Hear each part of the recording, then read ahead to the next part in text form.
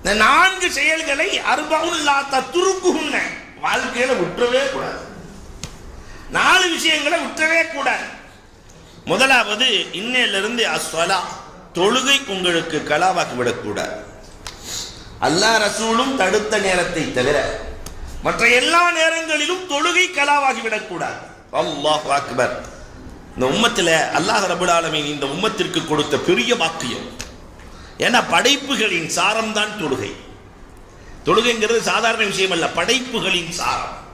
படைப்பை அல்ல 4 விதத்தில் தான் படைச்சிருக்கிறான். ஒன்று ருக்கூலே இருக்கும், ஒன்று நின்றுக்கிட்டே இருக்கும், மரங்கள்லாம் நின்றுக்கிட்டே இருக்கும், மாடுகள்லாம் ருக்கூலே இருக்கும் இல்லையா, மலைகள்லாம் குஊதிலேயே இருக்கும், புழு பூச்சிகள் எல்லாம் சுஜூதிலேயே இருக்கும்.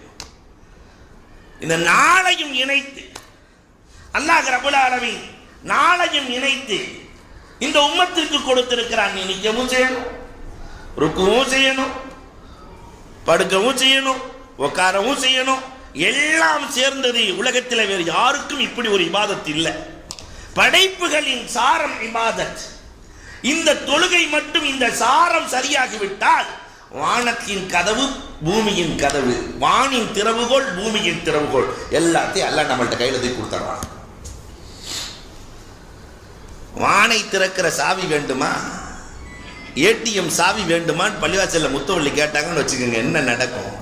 இங்க இருக்கிற ஏடிஎம் ஃபுல்லா நிரப்பியாச்சு, சாவி வேணுமான்னு கேட்டா வேணான்னு சொன்னா அவனை விட கிரிக்கே எவனுமே இருக்க முடியாது. எல்லோரும் ஆமாம் என்போமே. வானை திறக்கிற சாவி, பூமியை திறக்கிற சாவி அனைத்தும் தொழுகையில் தான் இருக்கிறது. தொழுகையின் சிறப்பை ஒருவன் அறிந்து கொண்டால் மன்ஃபத்தலமின ஸலா, பள்ளிவாசலை விட்டு வெளியவே செல்ல மாட்டான், வெளியவே செல்ல மாட்டான் என்று பெருமானார் ஸல்லல்லாஹு அலைஹி வஸல்லம் சொன்னார்களே. அந்த தொழுகை, அதை வாழ்க்கையில் ஒரு முறை கூட விட்டுவிடக்கூடாது. லா தத்ருக்குஹுன்ன. இன்னைக்கு நம்ம இஸ்லாமிய பெண்கள் தொழுகைன்னா என்னென்றே தெரியாத பெண்கள் வாழ்ந்து கொண்டிருக்கிறார். நகர்ப்புறங்கள்ல நான் கண்டிருக்கிறேன், நிறைய பெண்களை கண்டிருக்கிறேன். தொழுகைன்னா என்ன, எப்படி, எதுவுமே தெரியாது.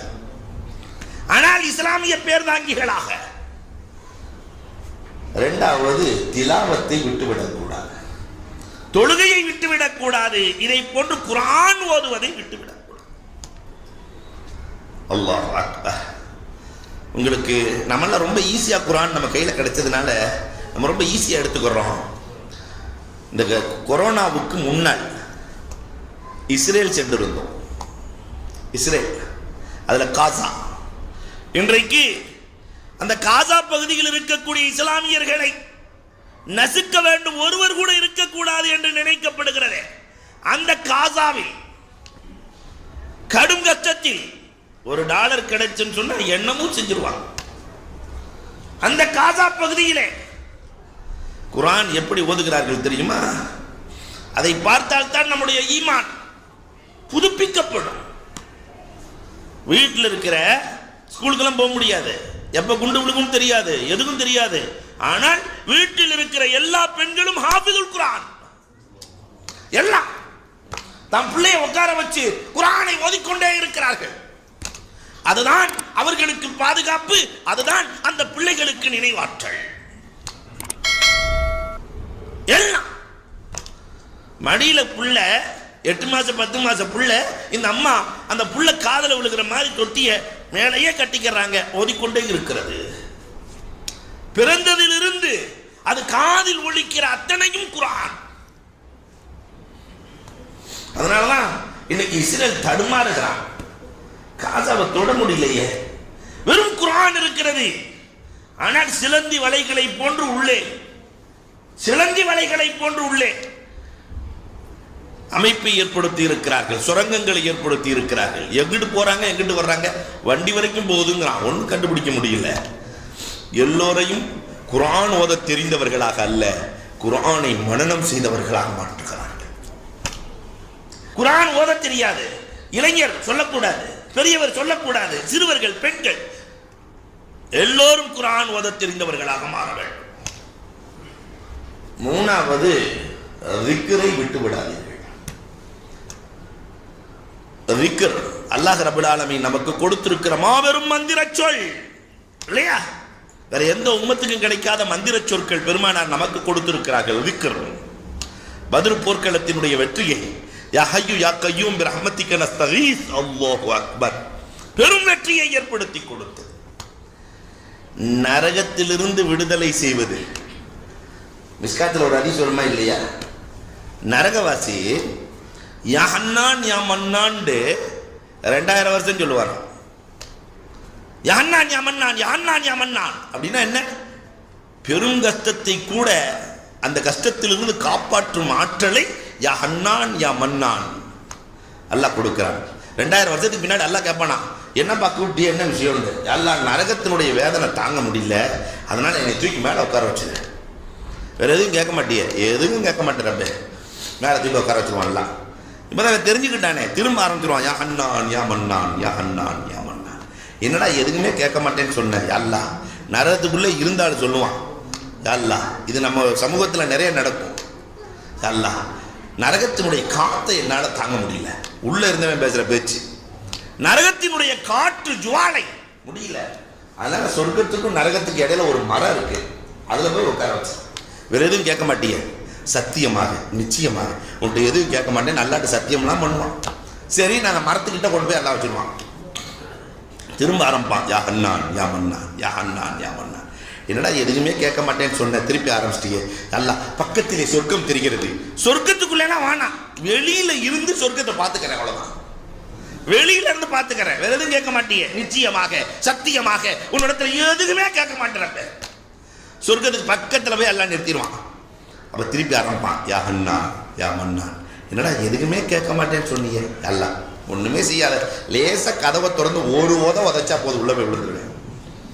ஒரே ஒரு உதை உள்ள போய் விழுந்துருவேன். அப்படியே அல்லாஹ் அர்ஹம் ஒரு ராஹிமீன் இல்லையா? அர்ஹம். அல்லாஹ் சொல்லுவான், சரி போய்க்க சொர்க்கத்துக்குள்ள. போன உடனே உனக்கு என்ன வேணும்னு கேட்பான்ல. அல்லாஹ் சொர்க்கம் கிடைச்சதே பெரிய விஷயம், ஒரு மரத்தின் நிழலிலே நான் வாழ்ந்து கொள்ளுவேன் ரப்பே. இல்லை இல்லை, இங்க வந்துட்டா நான் ஏதாவது கொடுத்தான் தருவேன். இந்த பூமியை போல 10 மடங்கு வைத்துக்கொள் என்பானாம் அல்லாஹ். யா ஹன்னான் யா மன்னான் எவ்வளவு பெரிய மந்திர சொல். ஆனா இதை இந்த உம்மத்து பயன்படுத்துதா? லா ஹவ்ல வலா குவத்த இல்லா பில்லாஹில் அலியுல் அலீம். இந்த சுப்ஹானல்லாஹ் அல்ஹம்துலில்லாஹ் அல்லாஹு அக்பர், இதை எந்த திராசால் அளக்க முடியும்? சுப்ஹானல்லாஹி வ பிஹம்திஹி சுப்ஹானல்லாஹில் அஸீம், அல்லாஹு அக்பர். இதை நிரூபிப்பதற்கு எந்த திராஸ் இருக்கிறது? 4ஆம் கலிமா. அதனுடைய ஆற்றல் என்ன? இவ்வளவும் இந்த உம்மத்துக்கு கொடுத்து ஒரு ஆள் கையில தஸ்பீஹ் இல்லையே, ஒன்றும் இல்லை. அது ராதிமாக்கள் 80 வயசுக்கு மேலே அது கையில் தஸ்பீஹை கொடுத்து அதுவும் டிவியில் உட்காந்துக்கிட்டு அங்கே பார்த்துட்டு அப்படி அடிக்கிறாளே குடிக்கிறாளே. இந்த பாவத்தில் எதில் போய் கழுவுறது இல்லையா? அன்புக்குரியவர்களே, மந்திர சொற்கள் இதை வாழ்க்கையில் விட்டுவிடக்கூடாது. தொழுகையை விடக்கூடாது, திலாவத்தை விடக்கூடாது, விக்ரை விடக்கூடாது. 4ஆவதாக அல் அர்ஹாம், உறவுகளை விட்டுவிடக்கூடாது. உங்களுக்கு வயது அதிகமாக வேண்டுமா, ரிஸ்க் அதிகமாக வேண்டுமா, இந்த ரெண்டும் அதிகமாக வேண்டுமானால் அதற்கு ஒரே மருந்து, பெருமானார் சொன்ன மருந்து, சாதிக்குல் மஸ்தூக். வாழ்க்கையிலே பொய்யை நினைத்து கூட பார்க்காத நாயகம் சொன்ன மருந்து என்ன? அன்புக்குரியவர்களே, உறவுகள், இரத்த உறவுகள். இந்த உறவுகளை முறிச்சிடக்கூடாது. இதை ஒன்றை மட்டுமே நம்ம கையில் எடுத்துடலாமே. இனிமேல் எனக்கு சைத்தானை தவிர எதிரி யாருமே இல்லை, எல்லாருமே எனக்கு வேண்டியவங்க தான் என்று ஒரு பெண் வீட்டிலே நினைத்து விட்டார். எங்க அம்மாவும் எனக்கு அம்மா தான், என் கணவருடைய அம்மாவும் எனக்கு அம்மா தான். 2 பேர்த்தையும் ஒரே மாதிரி தான் நான் பார்ப்பேன், 2 உறவுகளையும் ஒன்றாகத்தான் நான் பார்ப்பேன் என்ற நிலை வந்துவிட்டால் அல்லாஹு அக்பர். பெருமானார் ஸல்லல்லாஹு அலைஹி வஸல்லம் ஒருத்தர் வர்றாரு. மிஸ்காத்தில் இந்த ஹதீஸ் இருக்கு, ரொம்ப அழகான ஹதீஸ். நாயகமே, நான் எங்க வாப்பா அம்மாவுக்கு காசு தர்றேன், எவ்வளவுதான் கொடுத்தாலும் பொம்பளை பிள்ளைக்கு தான் கொடுக்குறாங்க. நான் கொடுக்கணுமா காசு? எங்க வாப்பா அம்மா காசு கொடுக்கணுமா, எங்க அத்தா அம்மா காசு கொடுக்கணுமா? எது கொடுத்தாலும் கொண்டு போய் பொம்பளை பிள்ளைகளுக்கு கொடுத்துட்றாங்க. நாங்க கஷ்டப்படுறோம், எங்களை கண்டுக்கிறதே இல்லை. பெருமானார் உபகாரம் செய்தே தீர வேண்டும். திரும்ப வந்து அப்படி சுத்தி வந்து கேட்கிறாரு, நான் எது கொடுத்தாலும் அவங்க என்னைய மதிக்கிறதே இல்லை, அவங்களுக்கு தான் கொடுக்குறாங்க.